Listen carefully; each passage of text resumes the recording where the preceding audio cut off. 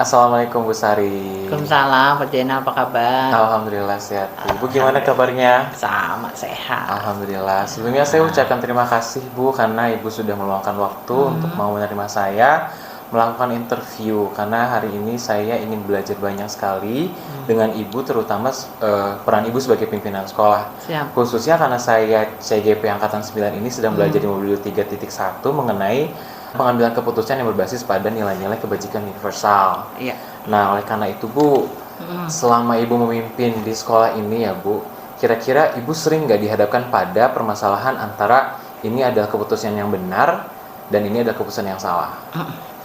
Ya baik Pak Jenal, terima kasih atas kesempatannya mau wawancara ya terkait untuk data kebutuhan CGP ya. Semoga sukses terus. Amin. Nah, terkait apa saja yang saya alami ketika saya mengalami kebimbangan ya, apakah keputusan yang saya ambil ini baik atau tidak, itu sering dialami. Banyak sekali, banyak hal. Apalagi saya kan pemegang satu kebijakan. Saya menjalankan kebijakan dari kebijakan yang di atas. Sehingga saya harus mengamankan kebijakan yang di atas. Kata-kata mengamankan ini yang harus saya pikirkan. Baik nggak ke bawah. Gitu. Berdampak positif atau berdampak negatif. Saya sebagai pembawa, pelaksana dari kebijakan atas harus membawakan permasalahan kebijakan ini secara smooth agar tidak terlihat dampak yang nanti akan kelihatan jenjangnya gitu ketika saya mengambil satu keputusan gitu. Betul Bu. Selama ini bagaimana Ibu mengambil keputusan di sekolah ketika Ibu dihadapkan pada kondisi dilema etika dan juga bujukan moral? Oh gitu, baik. Jadi kita tidak hanya melihat pada satu sisi ya. Jadi sebelum mengambil kita satu kebijakan atau satu keputusan untuk disampaikan, kita harus mempelajari dan menganalisis dari berbagai sisi.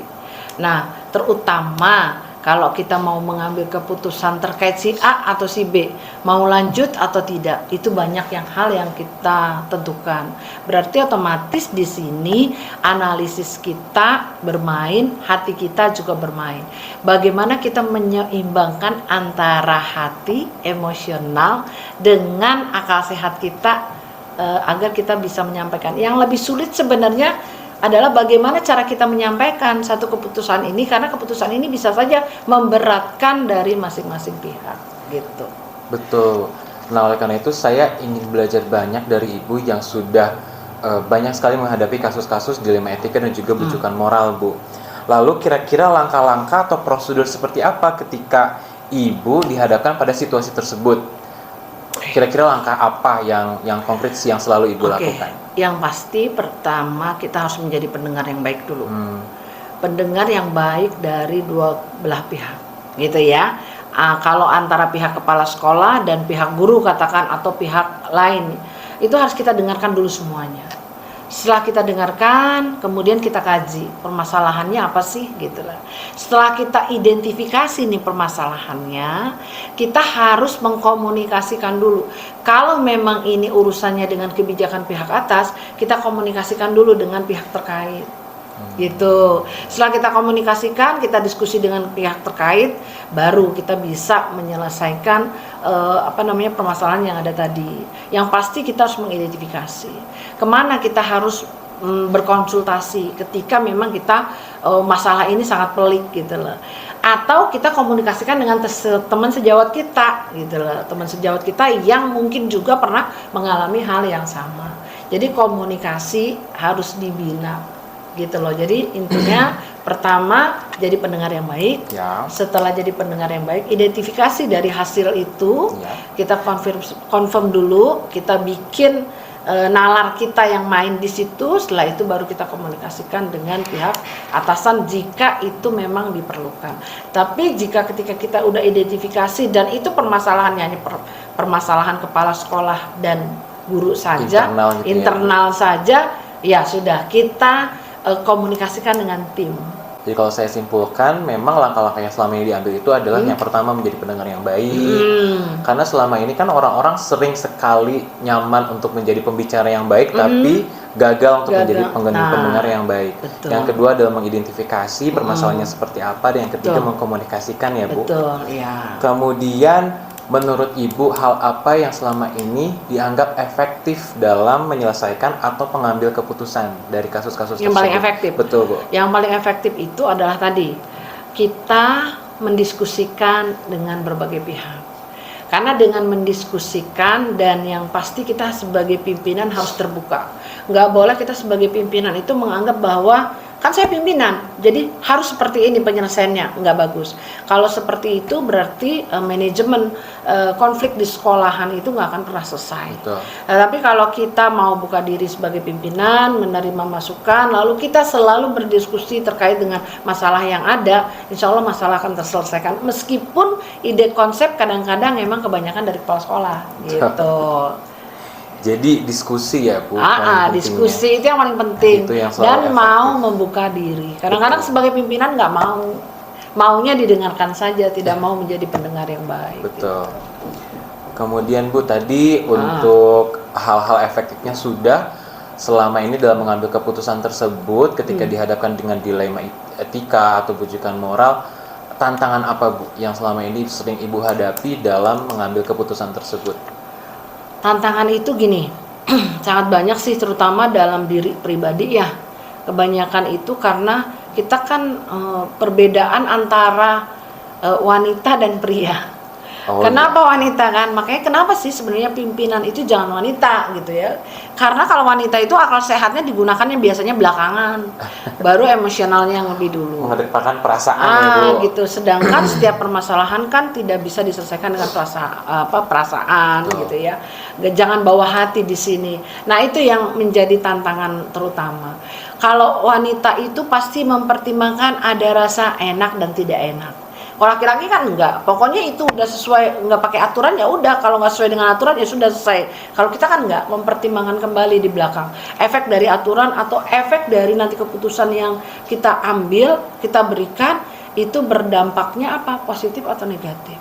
Kalau nanti dampaknya negatif, pasti kita carikan solusi lain. Nah itulah kita butuh diskusi dengan beberapa pihak untuk mencari penyelesaian lain gitu, dari satu tadi problema tadi gitu.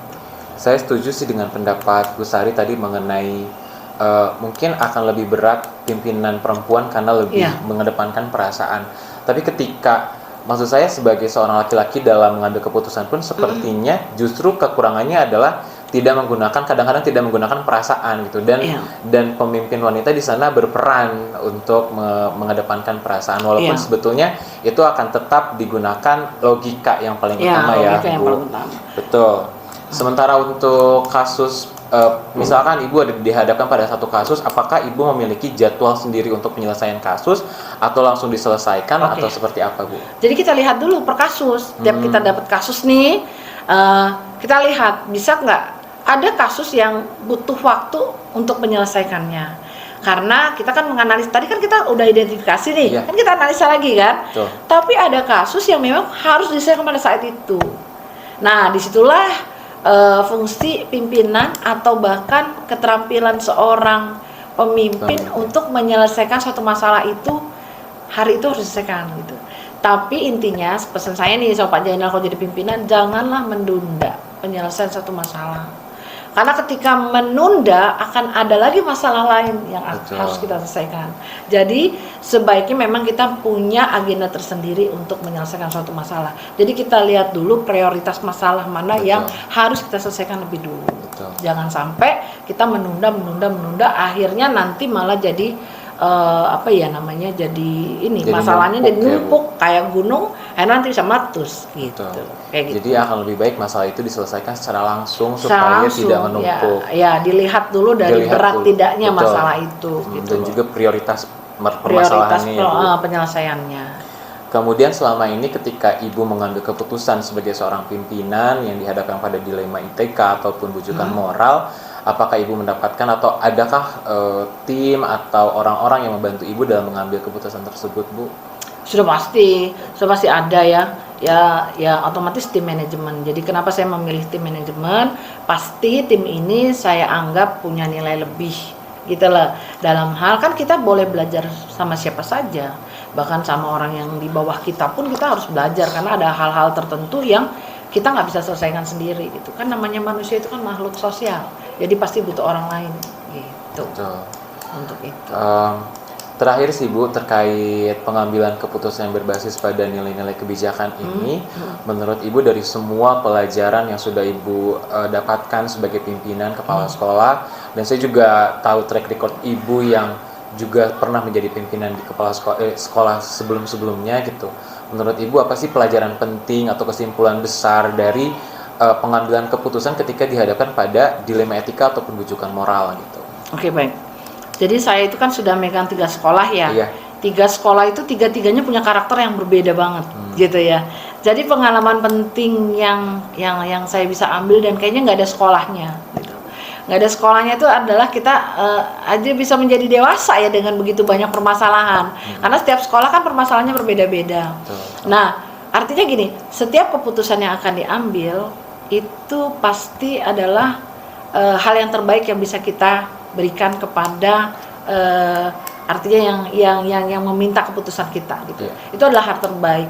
Tapi sebelumnya saya selalu minta bantuan sama siapa? Sama Al-Qur'an, karena di Al-Qur'an itu pasti ada penyelesaian kita dalam masalah. Itu aja. Dan itu semua bagaimana cara saya menyelesaikan permasalahan-permasalahan itu ya karena kita sudah punya konsepnya aja dulu. Kita harus bagaimana belajar menata diri kita dan kita harus kenal dulu diri kita. Kebanyakan pemimpin tidak mengenal dirinya gitu.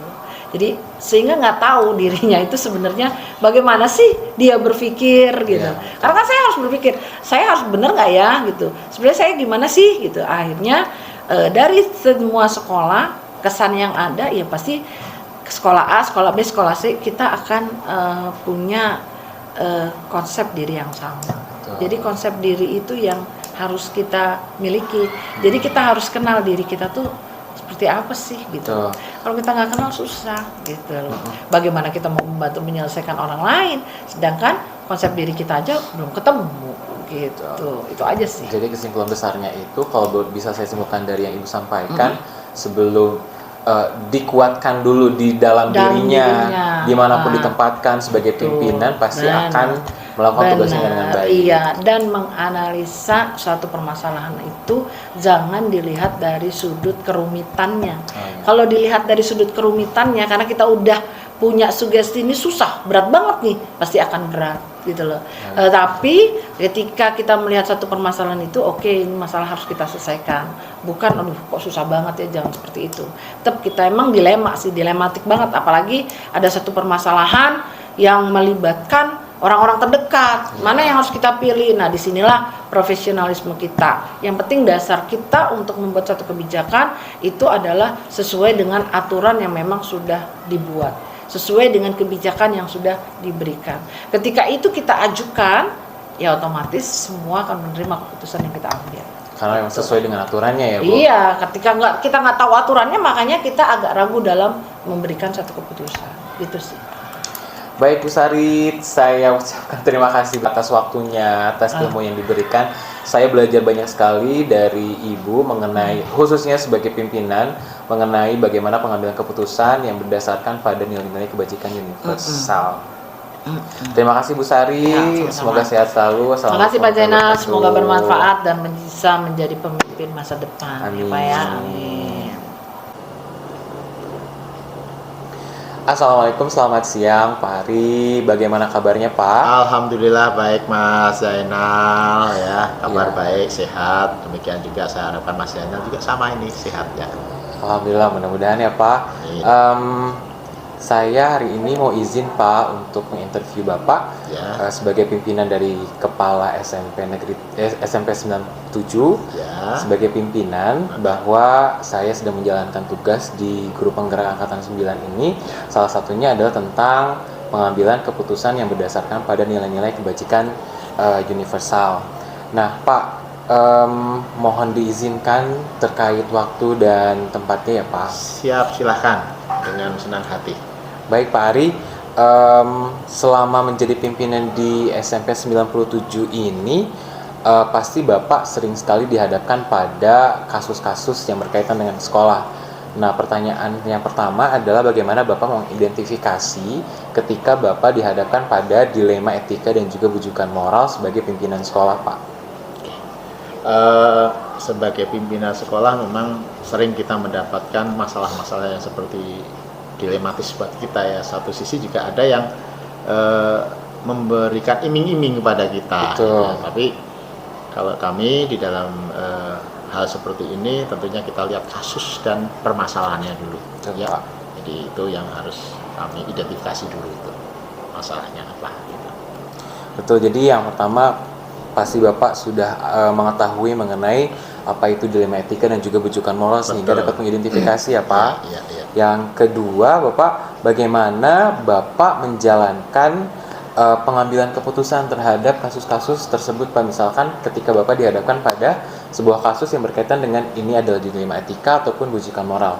Nah, bagaimana Bapak menjalankan pengambilan keputusan tersebut Pak? Nah, tentunya dalam pengambilan keputusan ini kita akan selalu berkoordinasi dengan tim-tim kami ya. Ada kita di sini ada tim manajemen yang terdiri dari wakil dan beberapa teman.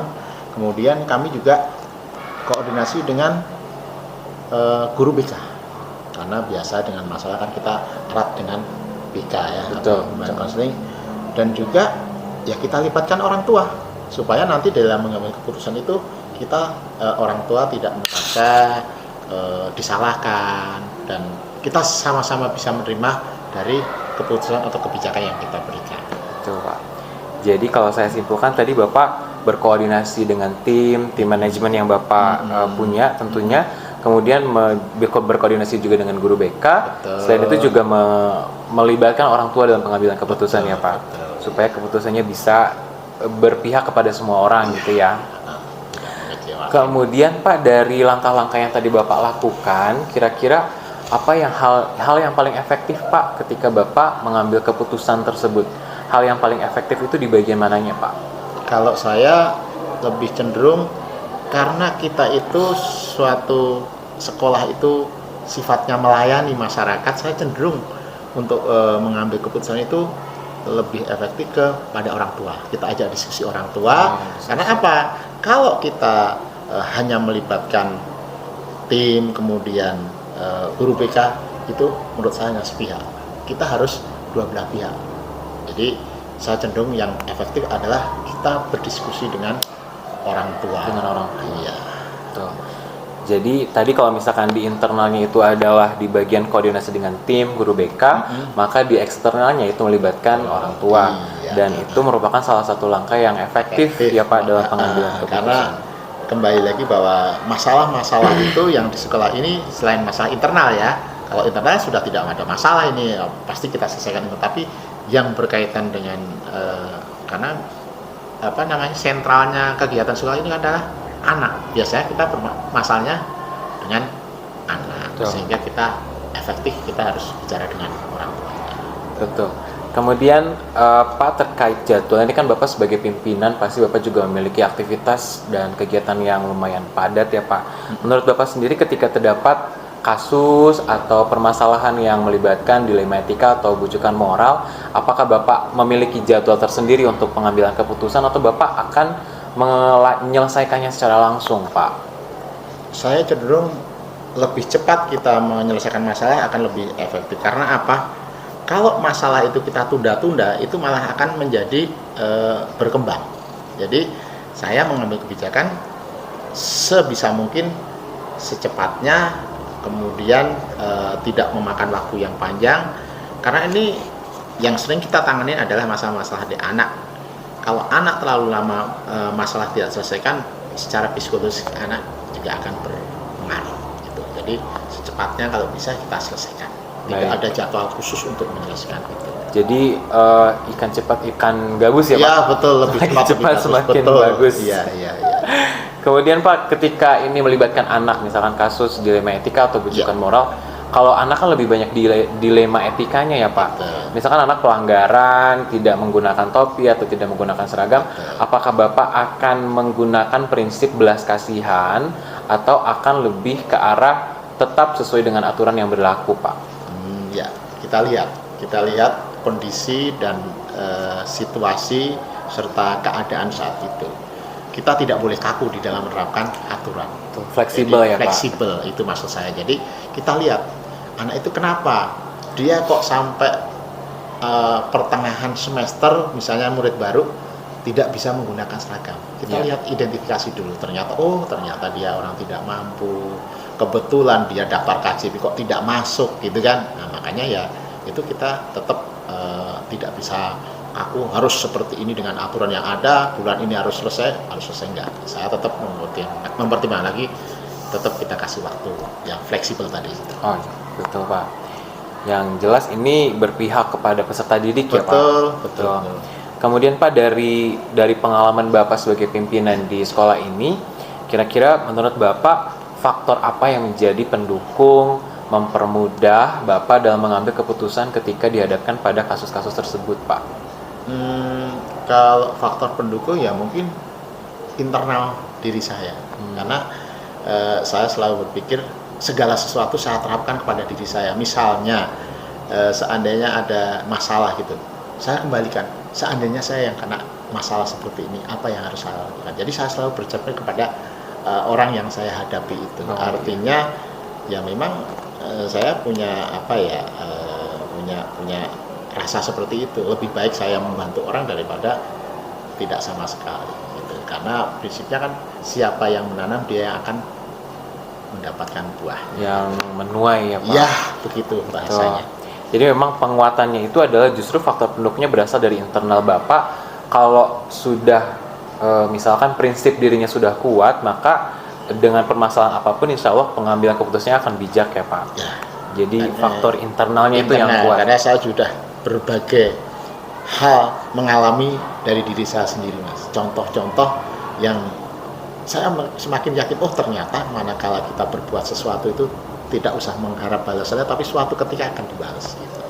Seperti itu dan tidak menyakitkan orang gitu. Betul Pak. Dan kebetulan memang saya beberapa kali mewawancari kepala sekolah, dan memang ketika ditanyakan terkait faktor pendukung itu, kepala sekolah lebih banyak menjelaskan bahwa memang yang pertama dibenahi atau yang menjadi pendukung itu adalah faktor internalnya Pak. Selama prinsip dirinya itu sudah kuat, maka masalah apapun yang dihadapi akan mendapatkan kebijakan dalam pengambilan keputusannya gitu Pak. Kemudian dari sekian banyak peristiwa, kemudian keputusan yang Bapak ambil, kira-kira Bapak mengambil pembelajaran apa selama ini terkait pengambilan keputusan tersebut Pak? Ya, mungkin saya di dalam pengambilan keputusan, saya prinsipnya bahwa keputusan yang saya berikan kita sama-sama menerima dengan ikhlas, kemudian bermanfaat buat orang lain, dan orang lain itu dan kami pun, saya pun juga sama-sama menjalankan apa yang menjadi keputusan itu dengan ikhlas dan senang hati, itu aja. Dengan ikhlas dan senang hati, itu poin utamanya ya Pak. Baik Pak, sekian, sepertinya semua pertanyaannya sudah terjawab dengan sangat baik. Saya sangat banyak belajar dari apa yang sudah Bapak sampaikan tadi terkait pengambilan keputusan. Saya ucapkan terima kasih Pak atas waktu yang diberikan di tengah kesibukan Bapak selama ini sebagai kepala sekolah. Mohon izin undur diri Pak. Assalamualaikum warahmatullahi wabarakatuh. Waalaikumsalam warahmatullahi wabarakatuh. Sama-sama terima kasih Mas Yana menyempatkan untuk bersilaturahmi ke SMP 97. Siap Pak.